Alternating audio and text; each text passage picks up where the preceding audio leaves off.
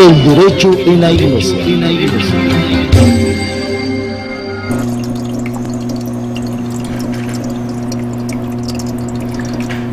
Estamos nuevamente con ustedes en esta segunda parte del programa, queridos hermanos, y hemos esbozado de forma general algunos principios generales de los deberes y derechos que cada uno de los fieles tenemos dentro de la iglesia.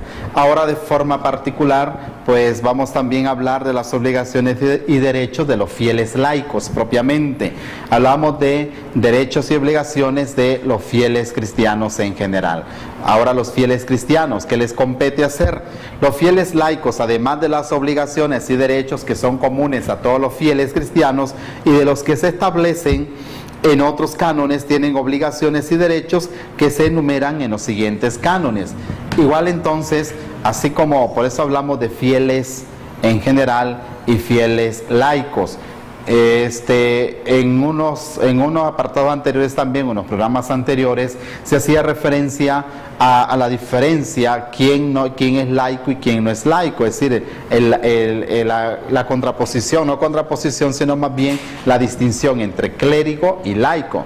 El clérigo que desempeña de forma ordenada o más bien tiene el ministerio ordenado, y el laico que participa de la función sacerdotal común de los fieles, sacerdocio común de los fieles. Entonces, igual se van a enumerar ahora, puesto que en virtud del bautismo y de la confirmación, los laicos, como todos los demás fieles, están destinados por Dios al apostolado. Esto debemos tenerlo claro, que la misión apostólica pues recae sobre los obispos. La misión sobre todo de custodiar la palabra de Dios, el contenido de la palabra, tiene la obligación general y gozan del derecho tanto personal como asociadamente de trabajar para que el mensaje divino de salvación sea conocido y recibido por todos los hombres en el mundo. Obligación que les apremia todavía más en aquellas circunstancias en las que solo a través de ellos pueden los hombres oír el Evangelio y conocer a Jesucristo. Sabemos que en la iglesia, igual que en todos los tiempos, y en algunos lugares con más énfasis, hay escasez de sacerdotes, hay escasez de personas consagradas o dedicadas propiamente a la predicación o a la propagación del Evangelio. Entonces, todos los fieles laicos, por el hecho de ser bautizados y en virtud de haber recibido la gracia del Espíritu Santo por la confirmación, están llamados fieles laicos a colaborar en la misión de la iglesia. Y sobre todo, en aquellos lugares donde no hay presencia de ministro. Allí donde ustedes laicos donde hay escasez de ministro, allí pueden ustedes, y eso lo tenemos muy claro nosotros, igual se hace realidad en nuestras comunidades, aún en nuestra comunidad, en nuestras comunidades diocesanas o parroquiales. Por ejemplo, en una parroquia enorme con muchas comunidades, donde el sacerdote por tiempo podrá llegar una vez al mes, no cada domingo. Y entonces allí ustedes, fieles laicos, es su misión de colaborar con la iglesia y con el párroco, con los pastores, en la predicación del Evangelio, en la predicación de la palabra. Llevar el anuncio de la palabra a aquellos fieles que allí donde se necesita propiamente. Es una obligación entonces. Tienen también el derecho particular, cada uno según su propia condición, de impregnar y perfeccionar el orden temporal con el espíritu evangélico y dar así testimonio de Cristo, especialmente en la realización de esas mismas cosas temporales y en el ejercicio de las tareas seculares. Cuando hablamos del orden temporal, estamos hablando, es decir, cada uno de los fieles, ustedes fieles cristianos que trabajan en oficinas, sea oficinas de gobierno, sea oficinas de ONG o cualquier otra institución privada, allí ese es el orden social. Hablar del orden temporal, estamos hablando desde el punto de vista de la economía, desde el punto de vista de la política, desde el punto de vista social, desde el punto de vista religioso. Son aspectos sociales, aspectos que tocan a la persona. Y allí entonces, por ejemplo, yo como sacerdote no puedo estar militando en un partido político, pero usted como fiel cristiano comprometido puede hacerlo, y desde esa realidad usted puede transformar y dar una visión cristiana a incluso a esa ideología política. Desde el punto de vista económico, a lo mejor no puedo participar en una estructura, un modelo económico, pero usted, fiel cristiano que está allí involucrado por su trabajo, puede impregnar esa realidad social. ¿Cómo? La misma justicia social, a nivel de justicia, a nivel social, en otros sistemas. Ustedes tienen, queridos laicos, la misión de colaborar. Pero, claro, para esto se necesita convencimiento. Convencimiento de que usted es cristiano, que usted es católico y que por tanto no es católico solamente el día que va el domingo a misa o en la iglesia. Y después de allí usted igual se dejó llevar por la corriente, igual es uno más dentro en la oficina o en el trabajo que está, o en el trabajo de campo, en el trabajo de obrero, o qué sé yo, el tipo de trabajo. Usted no es uno más, es un cristiano. Su armazón o su vestimenta de cristiano no la deje en la casa, no se la quita, y allá es otro. Puede pasar que a veces hay hermanos cristianos, católicos, que en la iglesia te saluda, pero si te ven en la calle dice, no, yo soy otro, no lo conozco, porque me da pena que digan que soy cristiano, que soy católico. O más, aquí le digo sacerdote, aquí le digo hermano, pero allá es mi compañero, es quien sabe qué. Es decir, me da pena que digan que yo soy católico, que soy cristiano. Entonces, si tenemos esa visión reduccionista, esa visión a veces de esconderme, quiere decir que no voy a impregnar el orden social. Para impregnar ese orden social, yo tengo que estar convencido de mi fe, convicción de mi fe. Porque si no, entonces me voy a dejar acaparar por la estructura negativa que existe igual en la sociedad. No voy a impregnar el orden social, al contrario. Me van a arrastrar a mí al mal, me van a arrastrar entonces al escándalo, me van a arrastrar entonces igual a la injusticia, o incluso a no ser transparente en una institución, a dejarme llevar por cualquier cosa, ¿verdad? Porque mis principios cristianos los dejé guardados en la iglesia, los dejé guardados en mi casa, y fuera de mi casa soy otro, soy distinto. Todo esto entonces, quienes según su propia vocación viven en el estado matrimonial, tienen el particular deber de trabajar en la edificación del pueblo de Dios a través del matrimonio y de la familia. La familia o el matrimonio tiene esta misión específica dentro de su hogar. Así como hay sacramentos de servicio, pues el matrimonio es un sacramento de servicio, pero su principal misión del matrimonio o de la pareja de matrimonio, primero es hogar. Primero es hogar. Y desde su hogar, impregnarte después hacia afuera, las otras familias, en la escuela o el mismo trabajo. Pero su base fundamental o su misión fundamental es en el hogar con sus hijos. Por haber transmitido la vida a sus hijos, los padres tienen el gravísimo deber y el derecho de educarlos. Es un gran deber. La primera tarea educadora de los hijos recae en los padres de familia. Y eso se descuida. Y educación aquí, el código o el derecho en la iglesia, no la entiende que tengas que enseñarle a tus hijos a sumar, a restar o a aprender a leer. Ese es un conocimiento que lo va adquiriendo el niño en escuela, eso se lo dan en escuela. Aquí el concepto de educación es mucho más amplio. Estamos hablando de educación principalmente en valores, principalmente valores suscitados o movidos por el Evangelio. Y desde esa realidad evangélica, como comprometido, como matrimonio cristiano, católico, entonces voy a saber educar a mis hijos desde la fe y desde esa realidad transmitir valores. Porque conocimiento los va a aprender en la escuela, otras cosas las va a aprender en la calle, cosas que no se las van a enseñar fuera de allí en la escuela o en otro ambiente.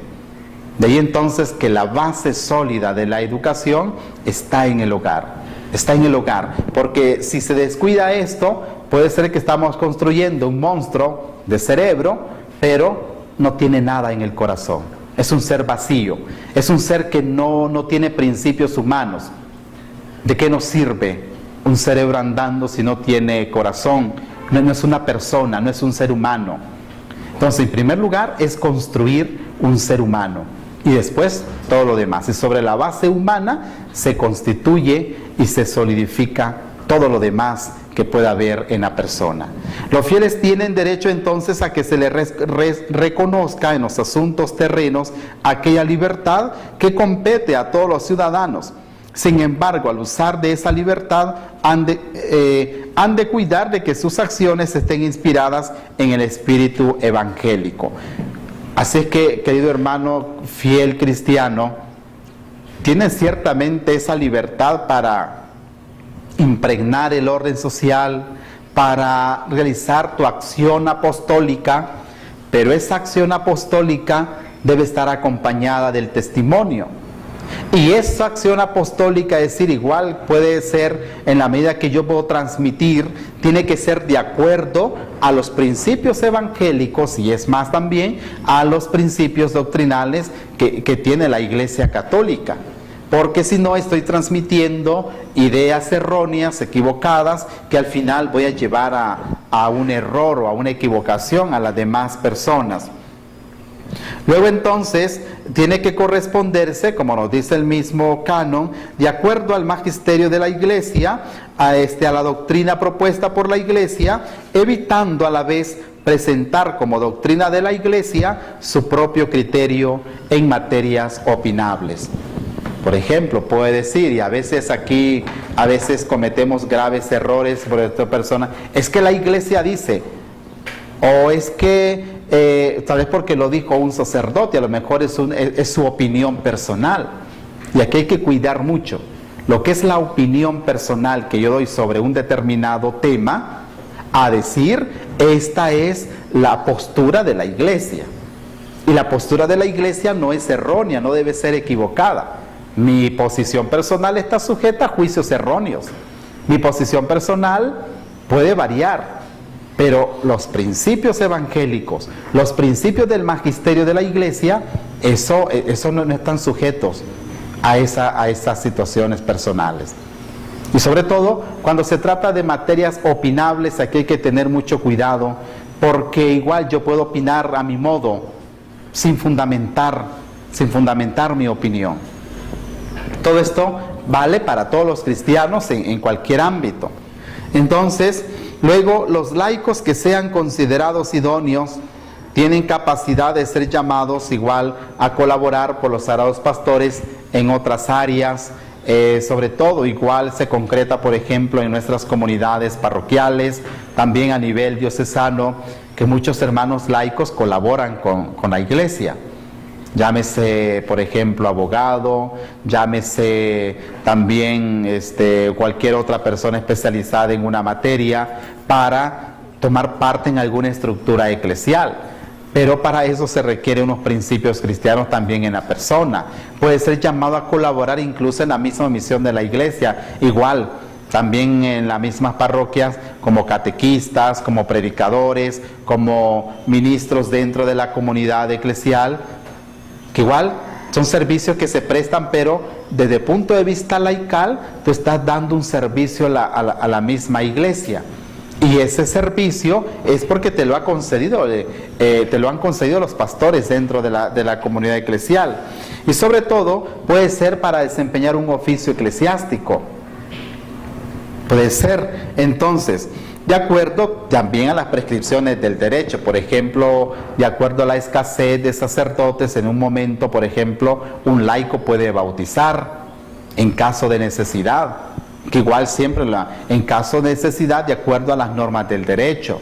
Igual puede ser que un laico reciba una facultad especial, claro, un laico comprometido, un laico que tiene conocimiento de eso, no cualquier laico que lo voy a agarrar de la calle, que ni siquiera tiene los principios elementales de la vida cristiana.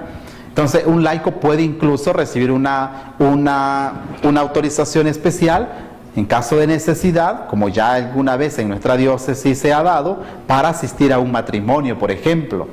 Ese es un caso. Igual puede ser llamado, eso de acuerdo a la necesidad y en la medida que el derecho se lo permita al obispo diocesano o a la autoridad competente en la iglesia. Son entonces, el laico tiene, y esto para ver cómo después del Concilio Vaticano II, el laico adquiere un protagonismo dentro de la iglesia. Hoy el laico no puede sentirse relegado y decir yo no puedo participar o no me permiten participar. Ahora, si no te permiten será por alguna razón determinada o alguna situación canónica que te lo impida. Pero como fiel laico tienen un protagonismo dentro de la comunidad. Hoy la participación de los laicos es enorme. Si no, veamos cuántos delegados de la palabra hay en nuestras comunidades, cuántos catequistas, cuántos evangelizadores, cuántas personas involucradas en diferentes ministerios de la comunidad eclesial. Y a veces encontramos mucha gente que no quiere, al contrario, más bien participar, y necesitamos más gente.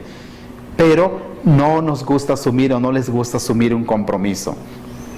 Para que puedan vivir según la doctrina cristiana, proclamarla, defenderla cuando sea necesario y ejercer la parte que le corresponde en el apostolado, los laicos tienen el deber y el derecho de adquirir conocimiento de esa doctrina. Así es que a un hermano laico pues no se le va a decir vete a dar catecismo si nunca ha recibido una formación, o cualquier otra misión que le encomiende la misma iglesia si antes no ha tenido una adecuada preparación, porque igual en la iglesia como pastores también se cuida de que esa persona transmita algo de acuerdo a los principios doctrinales de la iglesia. Por eso es necesario, y vemos que, y esto quizás lo quiero enfatizar, hay muchos hermanos que igual pueden andar por la calle o en comunidades. A veces uno escucha hermanos, el derecho en la iglesia, predicando a veces errores contra la autoridad de la iglesia, errores contra los principios fundamentales o doctrinales del magisterio de la iglesia. ¿Por qué? Porque creen que a su modo, simplemente porque el Espíritu Santo se lo inspiró, dicen ya tengo la potestad y el Espíritu Santo es el que me guía. Sí, pero el Espíritu Santo no actúa deliberadamente. El Espíritu Santo mismo actúa dentro de la iglesia. El Espíritu Santo actúa en la iglesia. Y quien tiene la potestad en la iglesia son los pastores. Así es que el Espíritu Santo no se va a contradecir. El Espíritu Santo le ha dado, o Dios mismo ha dado esa potestad a los pastores, en este caso a los obispos. Y esto es muy delicado cuando se trata de la predicación de la palabra. Esto es muy delicado porque solamente los obispos, por derecho divino, tienen el deber, tienen ese sagrado deber de custodiar sobre todo el ámbito de la predicación de la palabra. Así es que no es que simplemente yo fuera de la iglesia, sin pertenecer ni siquiera a una comunidad eclesial, sin tener referencia a una parroquia, a veces mucho menos al obispo, ando ahí predicando de cualquier forma. Eso ya está fuera de la iglesia y entonces ya estoy haciendo una predicación sectaria a mi modo. Eso tiene que ser de acuerdo a las normas del derecho en la iglesia. Entonces, tienen el deber y el derecho de adquirir conocimiento de acuerdo a la capacidad y la condición de cada uno. Tienen también el derecho de adquirir el conocimiento más profundo de las ciencias sagradas y de acuerdo a las prescripciones del derecho y la idoneidad necesaria del laico. Porque para esto se requiere la idoneidad necesaria. Ser idóneo para ese ministerio que se te va a encomendar dentro de la comunidad, sobre todo la predicación de la palabra o la catequesis. Los varones laicos que tengan la edad y condición determinadas por decreto de la conferencia episcopal, ya en casos más concretos, pueden ser llamados a ministerios estables, por ejemplo, de lector y de acólitos, mediante el rito litúrgico, prescrito también por los mismos libros litúrgicos. Esto, por ejemplo, en nuestras comunidades tenemos ministros extraordinarios de la Sagrada Comunión. No se llama ministros de la Eucaristía, ministros de la Sagrada Comunión, porque ministros de la Eucaristía solamente es el obispo y los presbíteros, porque son los que lo presiden esa acción litúrgica. ministros de la Sagrada Comunión, los que llevan la Sagrada Comunión a los enfermos. Entonces hay diversidad de ministerios, por eso vemos laicos que participan como ministros de la Sagrada Comunión, ministros lectores u otros tipos de ministros acólitos, por ejemplo, entre la comunidad eclesial.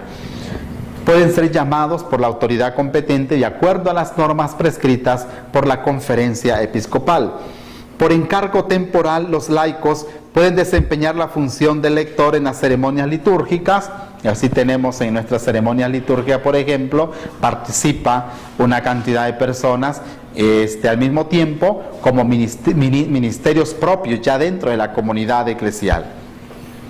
Los laicos que de modo permanente o temporal se dedican a un servicio especial de la Iglesia tienen igual, como decía anteriormente, el deber de adquirir la formación necesaria para llevar a cabo mejor o llevar a un mejor servicio a la misma comunidad, de adquirir la capacidad necesaria y la formación necesaria para desempeñar bien y mejor ese ministerio que se les ha confiado dentro de la comunidad eclesial.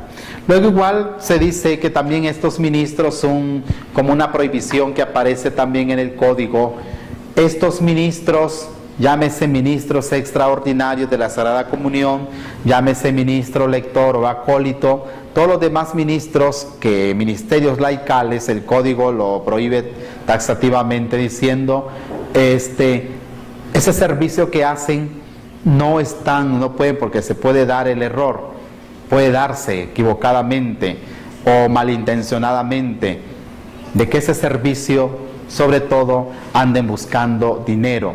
No tiene derecho a recibir remuneración este fiel laico por desempeñar un ministerio dentro de la Iglesia, porque el derecho lo reconoce como un deber que tiene que hacer este fiel dentro de la comunidad eclesial. Entonces, eso lo aclara muy bien el código. No les da derecho a ser sustentados o remunerados por la Iglesia. O sea, esto lo digo porque ya se ha dado casos que a veces encontramos personas que dicen, ahí anda alguien disfrazado de sacerdote diciendo que es sacerdote para sacarle dinero a la gente.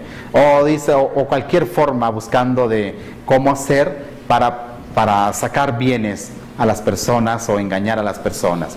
Entonces, nadie, creo que ningún presbítero lo anda haciendo. Entonces, mucho menos un laico, pues, tiene que hacerlo. Entonces, todos estos son derechos y obligaciones de todos los fieles que se tienen presente para la hora del ejercicio dentro de la comunidad eclesial. Son derechos que todos estamos llamados a custodiar también y a velar unos por otros, para todo siempre orientado al bien común de cada uno de los fieles. Bien, queridos hermanos, ha sido un gusto estar con ustedes hasta en sus hogares a través de este programa y del canal San José. Sintonícenos siempre a esta misma hora. Muchas gracias.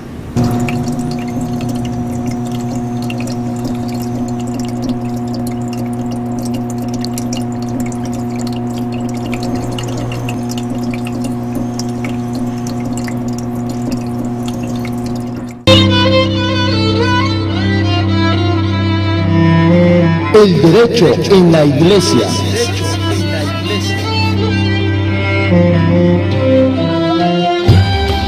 Un espacio en el que profundizaremos en el conocimiento de nuestros derechos y obligaciones como miembros de la Iglesia. El derecho en la Iglesia.